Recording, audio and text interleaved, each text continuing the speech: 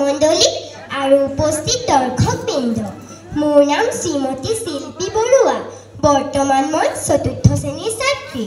মোৰ অভিৰুচি বুলি ক'বলৈ গ'লে মই নচাৰ লগতে সৌন্দৰ্য চৰ্চা কৰি খুবেই ভাল পাওঁ। মই লখিমপুৰৰ খৰখৰী গাঁৱৰ জীয়ৰী। ধন্যবাদ। জয় আই অসম।